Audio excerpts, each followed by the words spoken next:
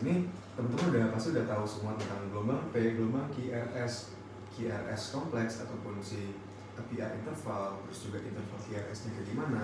Sini gue harap semuanya udah hafal. Nanti kita review lagi ya. Nah di sini kita langsung cepet aja. Pertama di sini ada P-wave. P-wave itu sendiri dia itu normalnya dia itu lebar dan tingginya itu 3 kotak kecil. Jadi 3 kotak kecil dan ini itu batas normal dari si P-wave. P-wave itu tadi dia maksimal ada 3 kotak kecil untuk lebarnya dan 3 kotak kecil untuk panjangnya. Dimana satu kotak kecil itu kalau dari baris yang horizontal dia itu 0,04 second, dan kalau misalnya dari baris yang vertikal satu kotak kecil itu adalah 0,1 millivolt. Nah di sini kalau misalnya lebar dan tinggi dari si P-wave ini tadi abnormal, kalau misalnya dia memanjang ke atas ke vertikal, memanjangnya ke atas kita sebut sebagai P pulmonal. Kalau misalnya dia lebar ke samping itu dia adalah P mitral. P pulmonal ini kalau misalnya dia memanjang ke atas kan berarti dia di sini nih, puncaknya sampai sini misalnya. Nah itu berarti indikasi adanya hipertrofi dari atrium dextra. Sedangkan kalau misalnya P mitral adalah dia manjang ke samping sini, misalnya sampai sini kelarnya. Nah itu berarti ada indikasi adalah hipertrofi dari atrium sinistra. Gitu. Buat P-wave jelas ya. Next kita lanjut ke selanjutnya ada di checklist ada si Q, gelombang Q. Gelombang Q ini sendiri merupakan defleksi negatif pertama dari kompleks QRS, di mana dia tuh awal dari depolarisasi ventrikelnya. Tadi juga ntar kita jelasin dulu sama pengujinya kan. Terus gelombang R yang dimana dia defleksi positifnya, terus juga gelombang S yang kayak gimana. Di sini juga nanti gelombang QRS tadi itu tergabung dalam satu kompleks yang kita sebut sebagai QRS kompleks. Nah ini QRS kompleks nih kan, ini Q start dari sini, yang turun ke bawah ini Q, ini R, ini S nya naik ke atas ini, itu S wave nya. Nah di mana di sini ada celah ini kita sebut sebagai QRS interval. Interval ini ada batas maksimalnya dia nggak boleh lebih dari 3 kotak besar, 3 kotak kecil maaf, 3 kotak kecil itu udah maksimal banget. Kalau dia lebih dari 3 kotak kecil, QRS ini ngambarin apa dari fisiologisnya? Depolarisasi ventrikel. Kalau misalnya dia melebar lebih dari 3 kotak kecil, maka ada masalah di kontraksi serta depolarisasi dari ventrikel yang tadi, gitu. Oke, next ya. Selanjutnya dari sini tadi udah ada kita udah ada QRS interval, terus selanjutnya ada PR interval.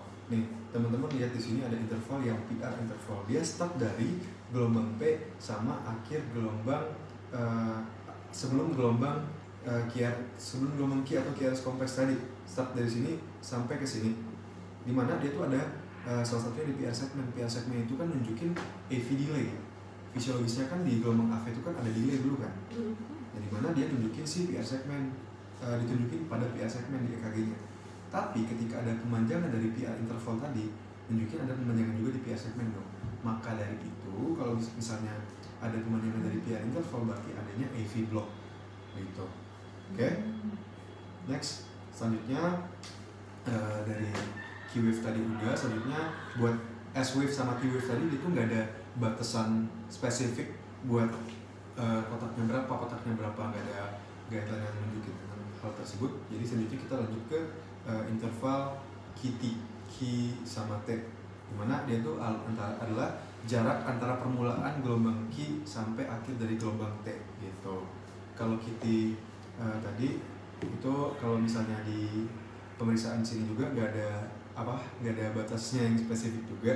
Jadi ntar kalian jelasin aja, itu merupakan lamanya aktivitas depolarisasi. Kan awal Q itu kan merupakan awal dari proses depolarisasi ventrikel. Sedangkan sebelum dari dan T itu adalah repolarisasi dari ventrikel. Sehingga kalau misalnya sebelum T, maka itu akhir dari depolarisasinya, gitu. Dari awal sampai akhir depolarisasinya. Terus ini ada ventricular activation time, dimana dia itu merupakan jarak antara permulaan gelombang Q ke puncak gelombang R.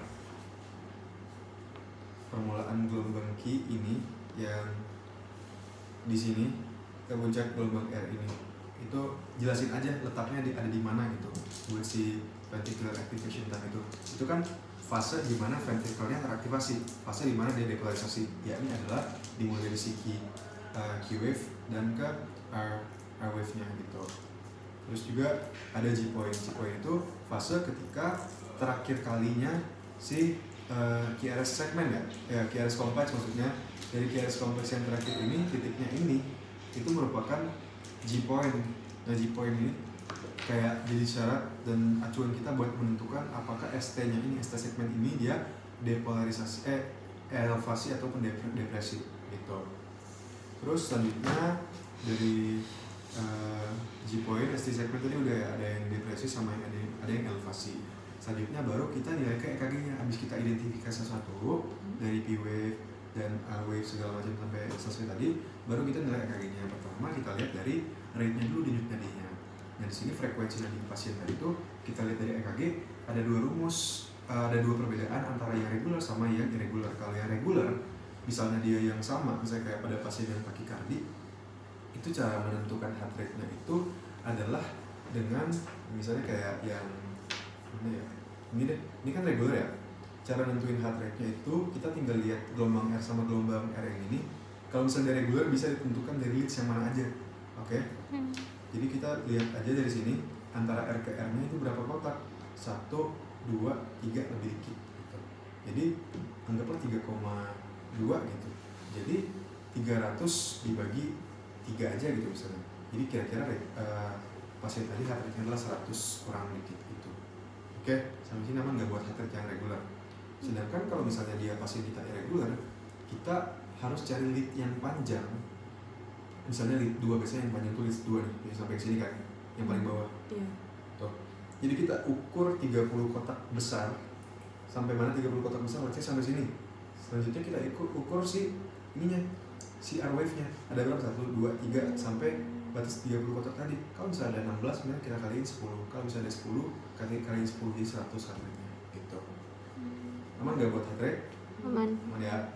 Selanjutnya ada ritmenya, apakah dia sinus atau tidak sinus. Sini kalau sinus itu ada gelombang P sebelum QRS dan gelombang QRS yang sebelumnya diikuti oleh gelombang P. Seperti juga kalau misalnya axis itu lihat si AVF sama lead 1.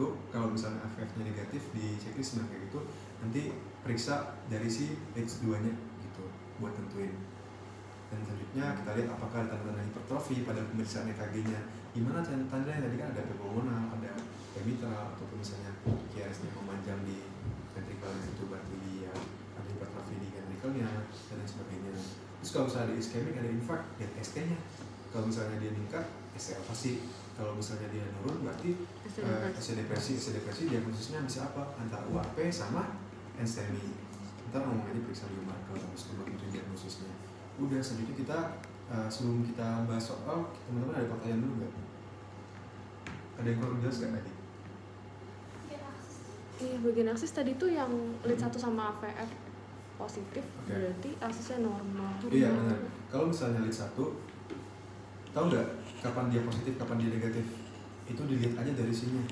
Defleksi. Kalau misalnya dia defleksinya ngarahnya ke atas, itu dia positif. Kalau misalnya dia ngarah ke bawah kayak gini, negatif berarti. Itu aja simpelnya. Oke, lihat ini lead 1-nya ini positif atau negatif? Positif. Terus AVF-nya dia positif atau negatif? Negatif. Berarti kita perlu periksa lead 2. Lead 2-nya negatif atau positif? Negatif. Sekarang kita lihat gambar aksisnya. Pertama, lead 1-nya positif ngarahnya ke sini. Ini sebelah mana? Kanan di gambarnya, tapi kiri di jantungnya. Oke? Jadi sebelah kiri jantung ngomongnya, jangan sebelah kanan. Oke? Terus dan AVF-nya kalau dia positif ngarahnya ke sebelah bawah, kalau dia negatif kayak pasien kita itu ngarahnya ke atas. Kita nggak bisa make sure kalau pasien kita tuh LAD, udah nggak bisa langsung LAD, nggak bisa, gara-gara kita perlu tahu dia bisa jadi di sini, bisa masuk masih kategori yang di bawah -30 ini. Jadi kita perlu periksa leads 2 pasien tadi. Leads 2 pasien ternyata negatif, jadi maka dari itu pasien kita kalau digambarin vektornya kalau secara fisika dia bakal stop di sini gitu kira-kira nantinya.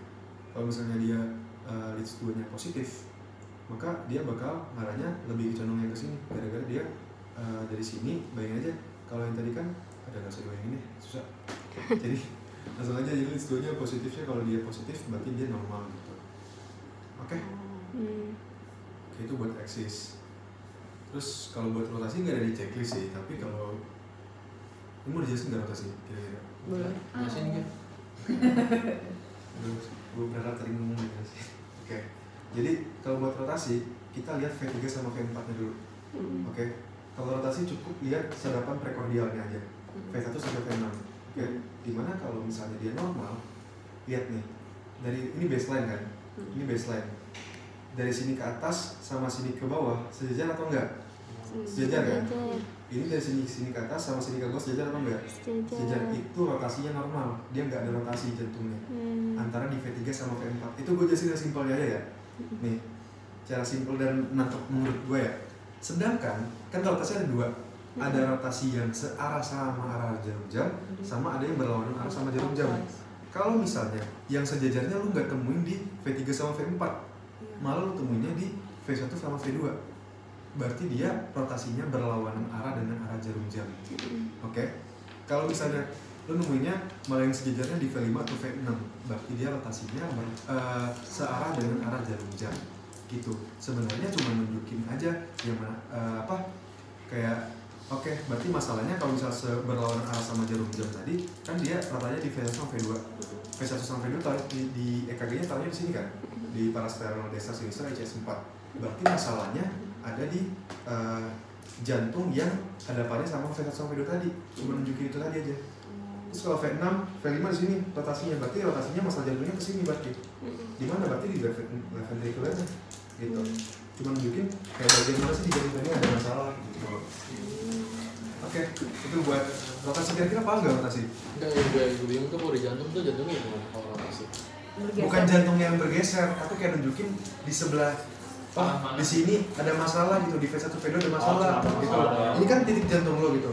Nah, itu kan muter impuls itu dari sini. Nih, ke sini, berarti dari ke V5, V6 gitu kan. Terus baru ke sini. Yang ini kan berlawanan sama arah jarum jam V1 sama V2. Jadi kalau bukan jantung yang berputar, tapi dia tuh kayak indikasi kalau bisa jantung, oh yang arah V1 V2 itu abnormal impulsnya kayak gitu. Dia tambah lagi bukti di aksesnya. Ada pasiennya tadi kan ada left axis deviation seperti itu. Udah kan lagi. Sial. Ini sih.